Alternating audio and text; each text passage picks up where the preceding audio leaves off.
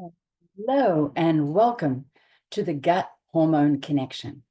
I'm Dr. Karen, and I am going to be walking through the digestive system with you and the major importance of your gut in balancing your hormones and so many other things. So, wherever you are in your health journey, this is going to be impactful for you. And we welcome men and women because we all have guts. And I guarantee you're going to learn something new that you didn't know after listening to this. So, if you don't know me, I actually went to medical school in Sydney, Australia, and I worked as a GP down under before moving to the United States some 30 plus years ago, and decided that what I really wanted to do was be part of the wellness movement. I wanted to create health. So, I have been on a journey to that extent for my whole career, and I became a health coach in the year 2000, just quite a long time ago.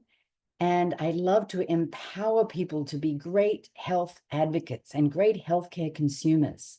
I love to educate. I love to teach. I love to empower you to take charge of your health. And that's what tonight is all about. So I am going to share my screen here and start with just some slides that speak to the gut hormone connection. And I am going to be focusing towards the end on your menopausal well-being. But as I said, everybody that listens to this is going to get some benefit from what I have to share. So first and foremost, the forgotten gut. Really, we don't think about it very much. It is a barometer of overall emotional and physical health. Everything I speak to in this webinar is going to speak to that, a barometer of emotional and physical health. And I'm going to explain why that is so. And I love this slide because it says the road to health is paved with great intestines. If you want great health, you need to have good gut health. So before we get into the whole gut hormone connection, I want to explain what digestion is. Let's just do a digestion 101 primer. So basically, digestion means we are breaking down large food molecules into small food molecules. And then the nutrients from that food can pass from the small intestine into the bloodstream where we can use it. That's what digestion is. And I'm going to dig deeper into this. So, how do we actually get the nutrients we need from our food? Well, there is two forms of digestion. There's mechanical digestion and there's chemical digestion. This is really important. And knowing this information is going to completely change probably how you eat your food. And just wait for that. So mechanical digestion, I love this slide because it speaks to mechanical digestion. It involves the mechanics of physically breaking food down into the smaller particles. And most of mechanical digestion takes place where? In the mouth. So that's why we have these teeth to chew, chew, chew. And I remember being at Sonovive Medical Institute down in Mexico, where I used to take health retreats, and we were taught to chew every bite 25 times. Can you imagine how much longer it will take for you to eat? But that's a good thing because you're chewing your food into smaller pieces so that the nutrients from that food is better digested. Mechanical digestion, mainly in the mouth. And then there's this chemical digestion. This is where digestive enzymes split up the large food molecules into building block components. Now, you might have heard of the term macronutrients, macro being large. But macronutrients are proteins, carbohydrates, fats, and these need to be broken down into their building block components, and they do that with enzymes, and particularly very specific enzymes for different macronutrients. So carbohydrates need amylase, that enzyme, to break them down. Protein needs protease and peptidase to break it down. And fat needs lipase. So this is chemical digestion. So mechanical digestion, chemical digestion. And I am going to now stop sharing my screen because I have a special treat. I love to show you my gut bottle. So this is Gutsy. And I had this made because I want to show you what it was I just said to you. So our mouth chews the food, mechanical digestion. In fact, digestion really begins in the brain, because as soon as we think about eating, our salivary glands start to work. That's the beginning of digestion. If I get you to think about a lemon, chewing a lemon, my guess is you'd start to get saliva. This is the beginning of digestion. Mechanical digestion then comes in chew, chew, chew, chew, and then it comes into the esophagus. The esophagus is a tube like this. It's a muscular tube. Most of the esophagus is about mechanical digestion, called peristalsis, that pushes the food down into the stomach. Now, this is a very large stomach because I have very large audiences and I like to make sure that you can see what I'm doing here. So in comes the stomach, and the stomach has stomach acids that break down bacteria and viruses, and it has enzymes to break down protein. The role of the stomach mechanically is churning, churning, churning. So we want to get that food into as small pieces as we can so that they can be absorbed here into the small intestine. The small intestine that comes straight out from the stomach is where our absorption takes place. So that's why we want very small particles, because this small intestine is 1 cell thick. And so food particles can move from the small intestine into the bloodstream. We also have to be careful that we are eating healthy, clean food, because if we're taking in food that has a lot of preservatives, a lot of chemicals, those chemicals can also get into the small intestine, so into the bloodstream. So the small intestine is the site of absorption. And here we have many enzymes working. We have bile from the liver. We have pancreatic enzymes from the pancreas. And then the small intestine itself has enzymes. So this is such an important part of our digestive system. It's called the small intestine, but it has a very big, important role. So then from the small intestine, we have the large intestine. The whole rest of your intestine here is your large intestine. The role of the large intestine, once we've absorbed the food, the large intestine removes water so that we can absorb water, and of course creates a stool that we can excrete. And here we go. This is the actual side of your intestine. This is sitting inside you. So here we go with the large intestine, and right at the end of the large intestine, of course, is the rectum, where we poop. And a good sign of how healthy you are is how many times you poop and then what kind of stool you have. So you might want to look up the Bristol stool chart, Bristol.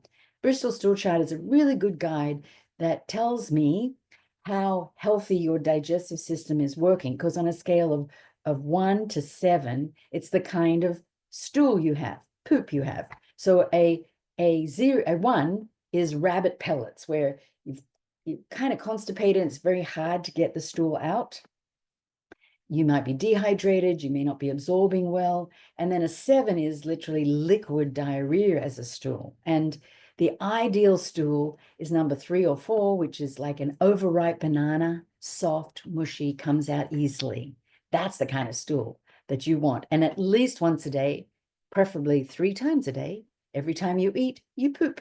Makes sense, so that we're removing the waste products from our body. And this sits inside of us. We want to love our gut. And one way to do that is to appreciate the amazing job it does for us. So now that you know, like a basic primer about your gut, let's have a look at the large intestine. The large intestine here, I've got here, let me share my screen again. Let's see, here's the large intestine. Yes, here we go. So the large intestine is this part that I showed you toward the end, that food passes, water is absorbed, taken back into the body, and then the undigested food passes through the rectum and anus to be removed from the body. So that's the large intestine. So it's quite a complex system, an amazing system that does a very important job, because remember, it is a barometer of overall physical and emotional health. Then there's the liver. Now, I hinted at the liver a little bit when I said that there's some bile that's part of the enzymes that help break down fats and the small intestine. But the liver is, you know what, the largest internal organ. Isn't it amazing? And it filters out harmful substances from food and drink. It performs hundreds of different functions, and it's a major organ of detoxification, and it is part of our digestive system. We need a healthy liver. Basically, everything that enters the bloodstream has passed through the liver. Now, what are the consequences of poor digestion? Well, you probably know. Bloating, gas, intestinal discomfort, and nutrient deficiencies, because if you are not getting the absorption in the small intestine with the good enzymes, then you're not getting the nutrients absorbed into your bloodstream. So major consequences of poor digestion. And then one of the main things people suffer with is something called reflux, and 20% of the US population actually have reflux. Now, reflux happens when, remember I talked about the esophagus, this tube that comes into the stomach. Reflux happens when you're getting heartburn. So food gets regurgitated up into the esophagus, and it can be very uncomfortable. A lot of people have to sleep with their head of the bed raised to help with reflux symptoms. And then a lot of people are lactose intolerant, and that has a lot to do with enzymes and absorption. So there are a lot of consequences of poor digestion. Then added to this whole gut discussion is the human microbiome. The human microbiome is considered an organ. And when I was in medical school many, many years ago, we didn't even know about the human microbiome. So now we're talking about these microbes that live inside of us that play very important roles in our digestive health and our overall health. The road to health is paved with good intestines and a good microbiome. What is the microbiome? I know you've heard of it, so let's just define it. It's a collection of over 100 trillion continually evolving microbes, and they live in an intimate association with human cells and genes. Very important role. And in fact, we are only 25% human. In all of the cells in our body, only 25% are actually human. 67% are bacterial, 8% fungal. Many thousands of species of bacteria and other microbes live inside of us. Isn't that amazing? And I'm here to tell you, diversity is the key. So every field of medicine is being affected by the microbiome research right now. And one thing we know for sure is we want a diversity, simple, very much like a rainforest that has all kinds of plants and trees. They all live in symbiotic balance with each other. That's our microbiome. So when we get an overpopulation of one kind of microbe, that can lead to issues with our gut and our health. So diversity is key. And the microbiome affects, as I said, many aspects of our health. We're talking about gut health, but also how you metabolize lipids, your blood lipid levels, cardiovascular health, your immune health, your oral health, your brain health. The microbiome basically is involved in every field of medicine. And it is an evolving field of medicine. It's continually changing. We're really at its infancy, but it is very exciting what we know so far about the microbiome. How can we best support our microbiome? So the human microbiome is influenced by many things, but most strongly by the food we eat. So let food be your medicine, for sure, the human microbiome. And also a healthy diet that involves prebiotics, probiotics, postbiotics, exercise, sleep. Our lifestyle affects hugely our microbiome. And I want to define for you prebiotics, probiotics, because a lot of people get confused about these words and they might be new to you. So a prebiotic is actually food that is meant for the microbes. So food the microbes love to eat. And fiber, F-I-B-R-E or E-R, depending what country you live in, fiber is one of the best foods for your microbiome. And fiber, as nature intended it, fruits and vegetables have lots of fiber, and the human microbiome loves good, healthy, diverse fiber, and most people do not get enough fiber in their diet. Probiotic is actually bacteria, so probiotic, the opposite of antibiotic, which is no, against bacteria. Probiotic is live bacteria. And the best probiotic is the one that has been shown to have the most beneficial effects on your health and microbiome composition. So that's an actual live bacteria. Now, when you're using, say you use supplemental probiotic, you've got to make sure that it can survive the acidic stomach. Never take a probiotic on an empty stomach, because your stomach will be acidic and the probiotic will be eaten up by the stomach acid. So always take a probiotic with food. Very important little educational piece right there. So let's get to this gut hormone connection. I've set it up for you so that you understand how the digestive system works, how the microbiome is crucial to the overall gut health. And I'm going to cover 4 areas of the gut hormone connection: hormone metabolism itself, mood, immune system, and weight management and metabolism. And in the world of menopause, which let's just pause for a minute here and let me tell you, the word menopause is one day in a woman's life, even though we give it this big name as if it's covering the whole gamut of someone's life. So menopause is defined as when a woman has not had a period or a menstrual cycle for 12 consecutive months. That's menopause. That day that happens, the day that comes when a woman has not had a menstrual cycle for 12 consecutive months, that is menopause. It's like a birthday, a rebirth day, a birthday. It's one day in life. That's menopause. Everything before it is premenopause and perimenopause. Everything after is postmenopause. So what we're really talking about here is really not menopause. It's a woman's health cycle of life, because everything I'm about to talk to you about that affects hormone metabolism and mood and your immune system and weight management affects women at all areas of life.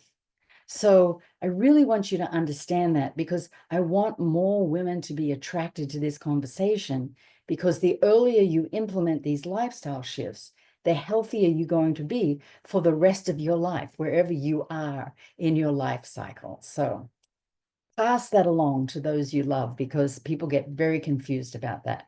So number 1, hormone metabolism. Guess what? The gut microbiome is intricately connected to hormone metabolism. Gut bacteria that help break down and metabolize estrogen are actually known as the estrobolome. So in this microbiome field of medicine, where we're discovering things all the time, we now have this subspecialty called the estrobolome, which is a particular part of the microbiome that metabolizes estrogen. And estrogen is the hormone that really marks where you are in the female life cycle of premenopause, perimenopause, menopause, which is no cycle for 12 months, and then postmenopause. And the level of estrogen is shifting constantly through that. And the gut microbiome has a huge impact on that. So we need good gut health from a very early age to support the healthiest estrogen metabolism. Now, it works both ways. A decline in the hormone directly affects the estrobolome, and the estrobolome itself can affect the hormones and the symptoms of perimenopause and menopause. So I know these are big words and big concepts. The bottom line is, today, make a commitment to support a healthy microbiome. And of course, one of the last slides I'm going to share with you is exactly how to do that. But I want you to understand the earlier you start, the healthier you will be in hormonal health. Number 2, the gut mood impact. So it also happens that 90% of the body's serotonin is made in the gut. And serotonin is a key neurotransmitter. We call it a feel-good neurotransmitter. It regulates mood. So if the gut is making most of this mood-generating neurotransmitter, then it makes sense that a healthy gut is going to support a healthy mood. And mood is one of the main symptoms of the perimenopause, menopause, postmenopause time of life. So a good gut health supports healthy mood. Number 3, your immune system. So we've done the hormone estrogen, we've done mood, and now the immune system. Guess what? 70% of the body's immune system is housed in the gut. And so an imbalance in your gut health from, say, stress can worsen these menopausal symptoms like joint pain, fatigue, and brain fog. So bottom line again is good gut health will support a healthy immune system, and some of the main symptoms that women in perimenopause, menopause, and postmenopause talk about. I'm going to have to say those words all together because it's not just one day in a woman's life, it's the woman's whole life. And finally, number 4, the main complaints for women across this lifespan, of course, is weight management and metabolism. And guess what? The gut microbiome influences how our body extracts energy from food and stores fat, how our body processes carbohydrates, our blood sugar levels, how our body absorbs and digests nutrients. So this all affects weight and metabolism. So bottom line, support a healthy microbiome, support a healthy gut that supports healthy weight and metabolism. So those are the 4 key areas that I like to focus on when I talk about the gut hormone impact. So let's talk about how to support digestive system. It's great to know all this information, but the bottom line is, what do we do about it? So a digestive system is very important in our overall body. Without it, it's not possible to get the nutrients we need from food and to repair and stay youthful looking and healthy. The basic top 3 tips for a healthy digestion are: stay hydrated. Remember, I talked to you about the Bristol stool chart and that number 1, which is like little rabbit pellet stool. The most common cause of that is dehydration. So stay hydrated. Drink half your body weight in ounces of water. Eat more fiber. Remember, I talked about fiber. Prebiotic, that the microbiome feeds on. It helps diversity of the microbiome. Now, you might need an added fiber supplement because most people do not get enough fiber. So that's something to think about. And maintain a healthy weight. That's so important for healthy digestion. And in empowering the woman's life cycle, we are going to go deeper into 7 other tips. We've got the 3 tips: stay hydrated. Let's go back there. Stay hydrated, eat more fiber, maintain a healthy weight. Now we're going to dig deeper with 7 more. And I wanted to say to you, you don't have to do all these all at once. Start with small, manageable changes and build gradually. And if you need support, consult with a health coach, a healthcare provider for personalized advice. So here's our 7. Probably the most important slide of this whole presentation is the 7 best practices to support gut health before, during, and after menopause. So 1, add fermented foods. I know many people are using fermented foods now. So a lot of people use sauerkraut, kimchi, kombucha, yogurt. I will tell you that be careful with these.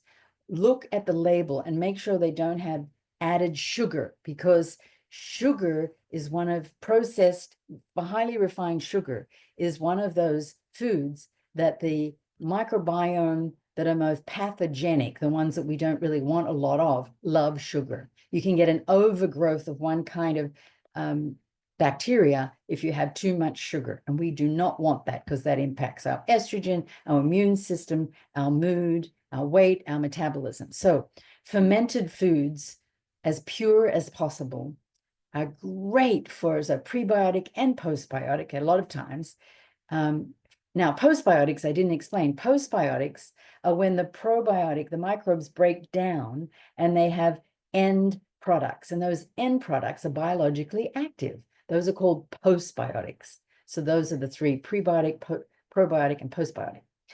Now, take a daily probiotic. I am a big supporter of, yes, having fermented foods, eating healthy, but most of us with the stress and the lifestyle that we live need extra support. So I recommend taking a probiotic daily and consulting with someone that you trust that can advise you best on which one to take. Remember, never on an empty stomach, always with food. And the strain of the probiotic should be ones that are the most clinically researched and the ones that we know are most beneficial to health. Number 3, avoid unnecessary antibiotics. Antibiotics, of course, they kill germs, they kill bacteria because we want them to do that for whatever role we're using antibiotics. But I want you to be a good steward of your antibiotic use. Understand if you do need antibiotics, that it is going to affect your microbiome. So you want to support your microbiome with extra love while you're taking an antibiotic. So say you're taking an antibiotic twice a day, maybe take the probiotic in the middle of that day, because you obviously don't want to take a probiotic and an antibiotic at the same time, because the antibiotic will just eat that live probiotic up. But be very diligent about the use of antibiotics, especially now that we understand the important role of the microbiome and these trillions of germs that live inside us doing very important things for our health. Number 4, avoid processed foods and refined sugars. Remember what I said? Those pathogenic microbes, the ones we don't want too many of, love sugar. So you get an overgrowth of those and then an imbalanced microbiome, which sets up our whole health in the wrong direction. So eating as clean as possible, as nature intended it, is very important. Number 5, support your liver health. Your liver needs love. Your liver is your main organ of detoxification. And basically everything that comes through your bloodstream has gone through the liver. So most of us, our livers are working very hard for us. So we want extra liver support, and ask whoever invited you to this to talk to you more about good liver health. I love talking about how to love your liver. Very important. Remember I said mechanical digestion starts in the mouth. Chew your food 25 times. And mechanical digestion, chemical digestion, add digestive enzymes. Now, the chemical digestion breaks the food down into small enough pieces to be able to be absorbed by the small intestine. And often we need extra support with added digestive enzymes. So those are my extra 7 to support a healthy digestive system. I have a gift for you. One of my favorite things I've ever written is my Gut Matters ebook, How to Boost Your Second Brain, Improve Your Mood. The link is right here. You can just go to that link and get your ebook for free, and you'll hear a lot of what I'm talking about and much more to be able to enjoy and support a healthy digestive system. And don't keep this a secret. Please share this with people you love. It's not too long. Hopefully it's easy to digest. And the best gift you can give to those you love is the gift of health. And the gift of health from a trusted source, because this nutrition field gets so confusing and you get so many different conflicting information. And I like to bring you education that's based on a body of evidence and action steps that you can take immediately. And whether it's chewing your food 25 times or taking digestive enzymes or probiotic or fermented food or drinking more water or looking at the Bristol stool chart and learning more about your true gut health and being able to share that with others. So I hope, well, I know that this has been helpful to you and that you will come back for more. I do webinars all the time. I love to educate and empower, and be gentle with yourself and give the gift of health to yourself and those you love. Bye for now.